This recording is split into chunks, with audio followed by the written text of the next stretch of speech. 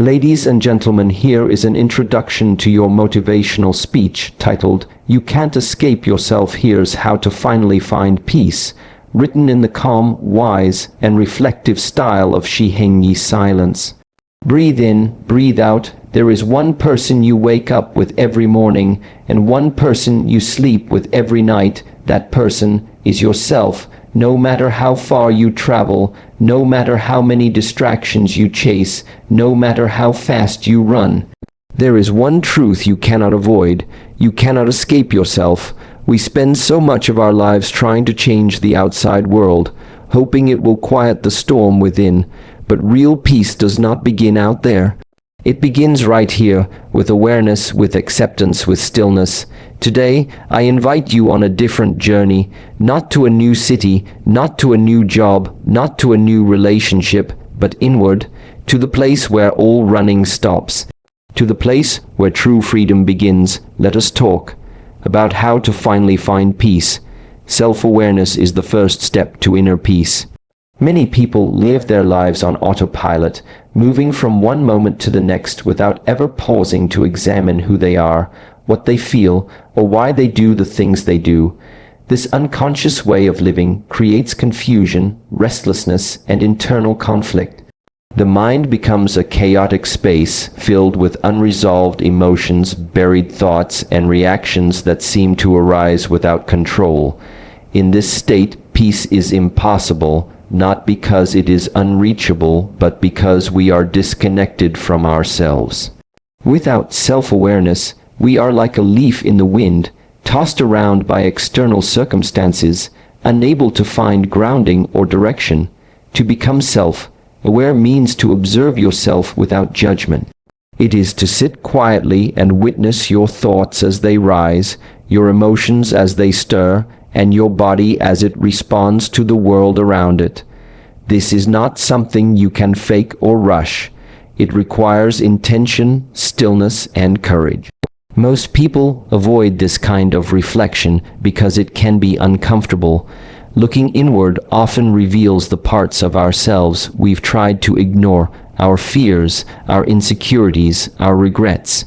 But it is only through this honest observation that we begin to understand the true nature of our inner world.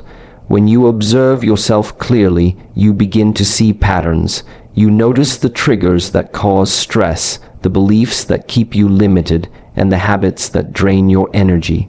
You start to understand the stories you tell yourself, stories that were formed long ago and may no longer be true. And with this understanding comes the ability to make a conscious choice, to keep living in the same automatic loop, or to step out of it and choose differently. Self-awareness also brings clarity. In the absence of awareness, we project our pain onto others. We blame, we react, we judge. But when we see our own inner state clearly, we no longer need to look outward for answers. We realize that much of our suffering is self-created. It does not come from what happens around us, but from how we interpret those events and how we hold onto them internally. This realization shifts everything. It is empowering because if your mind is the source of your unrest, it can also become the source of your peace. Developing self-awareness is not about becoming perfect, it is about becoming honest. And in that honesty, there is a deep relaxation. You no longer have to pretend, escape, or resist what is. You begin to notice the subtle movements within you, the tension in your chest when you are anxious, the tightening in your stomach when you are afraid, the warmth in your body when you feel joy. These sensations become signals. They teach you, they guide you. Practices like meditation, journaling, breathwork, and solitude help cultivate this self-awareness. They are not just techniques, they are invitations to return to yourself. And the more time you spend with yourself in this way, the more peaceful your inner environment becomes. You begin to recognize that nothing outside of you can give you lasting peace, because peace is not a possession. It is a state of being that arises naturally when the mind is clear, when the heart is open, and when the self is understood. Many people try to find peace by changing their surroundings, by acquiring more, or by distracting themselves. But true peace does not come from adding anything, it comes from subtracting all that is not you, and self-awareness is what helps you see the difference. It strips away the noise, the roles, the masks, and allows you to simply be. In this space of being, you are no longer trying to be someone or trying to fix everything. You are just present, and in that presence the struggle ceases. Avoidance is temporary, facing yourself is permanent freedom. In life, many people try to escape from what they don't want to feel. They distract themselves with work, entertainment, relationships, or addictions in an attempt to numb the discomfort that comes from within. This is a natural instinct. When something feels painful or overwhelming, the mind wants to run. It wants to hide, to forget, to deny. But what we resist doesn't go away. It waits. It lingers beneath the surface. And the more we try to avoid it, the more power it gains over us. Avoidance may seem like relief in the short term, but it is a trap in the long run. The pain you bury is still alive. The fear you refuse to face grows stronger. The questions you ignore echo louder. Running from yourself doesn't erase the problem. It delays it. Every emotion unprocessed, every truth unspoken, becomes a weight that you carry. It may not always be visible, but it affects your choices, your relationships, your sleep, your peace. You may not understand why you feel anxious in quiet moments, or why you get angry over small things. But underneath it all, the real reason is that there is something inside you that has not been faced. To stop running is one of the most difficult decisions a person can make. It requires bravery, not the kind that fights, but the kind that sits still and listens. When you choose to face yourself, you open the door to understanding. You begin to ask honest questions. Why am I afraid? What am I hiding from? Where does this feeling really come from? And when you ask these questions with sincerity, answers begin to arise. Not always pleasant, but always necessary. There is a moment in every journey where avoidance is no longer sustainable. The distractions lose their effect. The noise becomes unbearable, and the pain demands attention. This moment is not a breakdown, it is a breakthrough. It is the beginning of real healing, because when you stop running, you can finally start seeing, and what you see may surprise you. You may realize that the thing you feared the most was not as strong as your imagination made it out to be, or that the part of you you've rejected for so long simply wanted to be acknowledged. Facing yourself is not about fixing yourself. It is about meeting yourself with compassion. It is about holding space for your pain without judgment. It is about allowing the tears, the confusion, the anger to surface, because only then can they begin to move. What we feel fully, we heal, but what we avoid becomes a cycle that repeats again and again in different forms. There is no shortcut to inner peace. Every detour you take eventually leads you back to the same place, yourself. And when you finally stand still and face all that you are, all your light and all your shadow, you experience a kind of liberation that nothing outside of you can give. You stop pretending, you stop hiding, you stop being afraid of your own depth.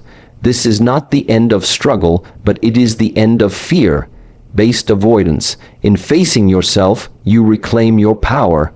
You no longer need to depend on the world to distract you from your inner chaos. You become your own source of clarity. You become your own source of peace. The mind becomes lighter. The heart becomes softer. The body breathes more freely, and you begin to live, not from a place of escape, but from a place of presence. Your mind creates the cage, and it also holds the key. Every experience in life is filtered through the mind. Thoughts shape the way you see yourself, others, and the world around you. If the mind is filled with fear, insecurity, comparison, or judgment, then even the most beautiful moments will feel incomplete or heavy. The prison is not outside, it is internal.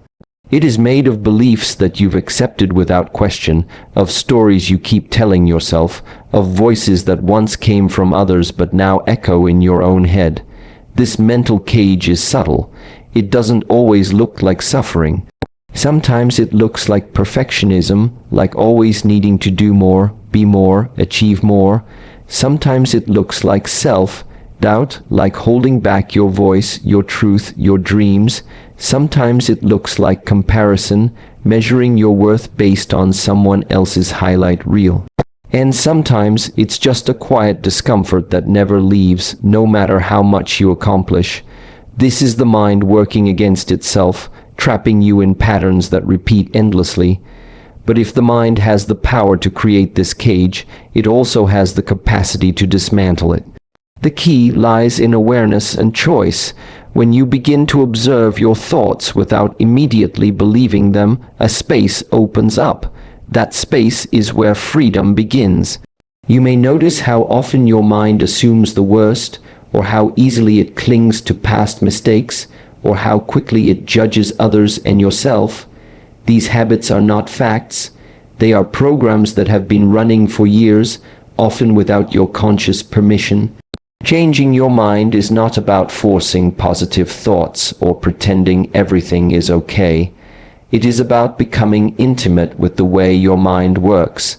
It is about seeing when you are falling into old stories and gently guiding yourself out.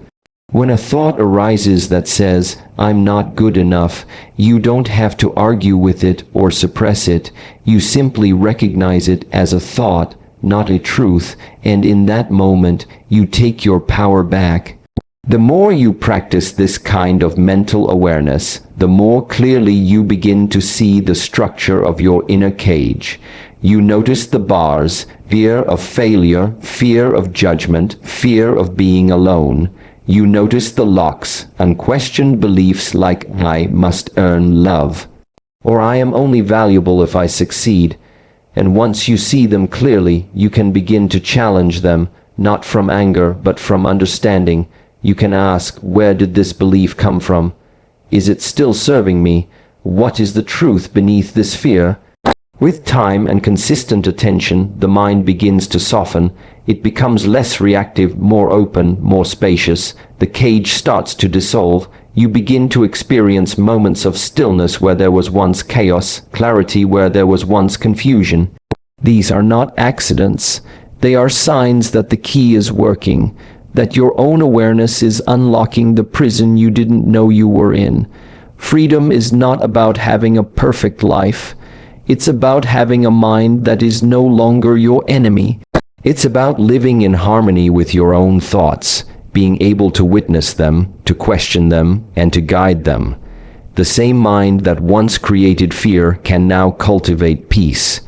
The same thoughts that once limited you can now inspire you. All of it depends on how conscious you are of the inner landscape. The journey from mental confinement to freedom is not a straight line. It requires patience, humility, and repetition. But every time you choose presence over reaction, awareness over autopilot, you are using the key. Every time you catch yourself in a limiting belief and pause instead of following it, you are taking a step toward liberation. Acceptance is not weakness, it is the root of transformation. Many people misunderstand what acceptance really means. They think it is the same as giving up or being passive, that it means settling for less or allowing things to stay broken, but true acceptance is something entirely different. It is the willingness to see things as they are, without resistance, without denial, and without trying to change the moment before understanding it. It is the quiet strength of being able to face reality, even when it is uncomfortable, painful, or not what you wished for. When you accept something, you are not saying that it is perfect or that you approve of it. You are simply acknowledging that it exists. You are allowing yourself to fully experience the present moment without escaping into the past or the future. Most suffering arises not from the events of life themselves, but from the inner fight against those events. The mind says this shouldn't be happening, or things should be different, and in that resistance, tension is created. That tension grows. It creates mental friction, emotional heaviness, and physical exhaustion. But when you accept what is, even for just a moment, something inside begins to relax. Acceptance opens the door to healing. If you are always resisting your pain, you never get close enough to understand it. You never allow it to speak, to teach, or to transform. But when you sit with it, when you say, "This is here, and I am willing to feel it," something begins to shift. The pain softens because it is no longer being pushed away. The fear loses its grip because it is no longer being fed by denial. Acceptance is like a light that you shine into the darker corners of your experience. It doesn't remove the shadows immediately, but it allows you to see clearly, and from that clarity, wisdom grows. There is power in being able to look at your life, your past, your wounds, your imperfections, and say, "Yes, this is a part of me." That simple acknowledgement creates space. It gives you the freedom to move forward, not because you are trying to erase your past, but because you are no longer held captive by the resistance to it. When you stop wishing that your life had been different, you can finally begin to create something new. When you stop judging yourself for the mistakes you've made, you begin to see the lessons those mistakes carry. Acceptance also allows you to connect more deeply with others. When you accept yourself fully, you no longer need to wear masks or hide your struggles. You become more authentic, more present, more compassionate. You begin to see that everyone is fighting their own inner battles, and instead of judging them, you understand them. This creates deeper connection, stronger relationships, and a sense of shared humanity that is often missing in a world full of comparison and competition. In the practice of acceptance, you begin to notice a shift in how you relate to challenges. Instead of reacting with panic or resistance, you meet the situation with presence. You ask, "What is this moment asking of me? And what can I learn here?" This approach does not make you passive, it makes you wiser. It allows you to act from clarity rather than confusion, from peace rather than pressure. And this kind of action is far more effective, far more sustainable, and far more rooted in truth. The more you accept, the less you fear. The more you allow life to be what it is, the more energy you have to shape it into what it can become. Acceptance is not a final destination. It is a continuous practice, a way of being that allows transformation to unfold naturally. It invites you to meet life with open eyes and an open heart, to stand with whatever arises, not in defeat, but in awareness. ChatGPT said, "Stillness reveals what running always hides." In a world driven by speed, distraction, and noise, stillness has become rare. We are constantly moving, physically, mentally, emotionally, trying to keep up, to achieve, to escape. But underneath all this movement lies something we often avoid: our own presence. When we stop moving, when we stop reaching, when we become still, everything we've pushed away starts to surface. That's why stillness can feel uncomfortable at first. It brings us face to face with thoughts, feelings, and truths we've buried beneath the surface. But within that discomfort is a doorway. Stillness does not create problems, it reveals them. It shines a light on what has been hidden, not to punish us, but to heal us. When the body is still, the mind begins to speak more clearly. When the mind quiets down, the heart begins to whisper, and in those whispers there is guidance, there is clarity, there is truth. The things we try to solve by running from them often only need to be seen with stillness. In that space, answers arise not through force, but through presence. Most people run without knowing what they are running from. They fill every gap in the day with noise, scrolling, talking, working, planning, not realizing that the silence they avoid is where the real healing lives. Stillness becomes a mirror. It reflects back everything we need to see, the fears we carry, the stories we believe, the emotions we haven't fully felt. And in seeing those things clearly, we begin to release their grip on us. True stillness is not about sitting quietly for a few minutes. It is a state of being where you stop trying to control everything and allow life to speak to you. It is a surrender not to weakness, but to awareness. When you are still, you begin to notice the tension in your body, the speed of your thoughts, the tightness in your breath. These are all signs pointing you inward. They show you what's been suppressed, and instead of reacting or distracting yourself, you simply stay, you observe, you breathe, and slowly, things begin to shift. There is a deep intelligence in stillness. It teaches you how to listen, how to wait, how to trust. The solutions you've been chasing often reveal themselves when you stop chasing.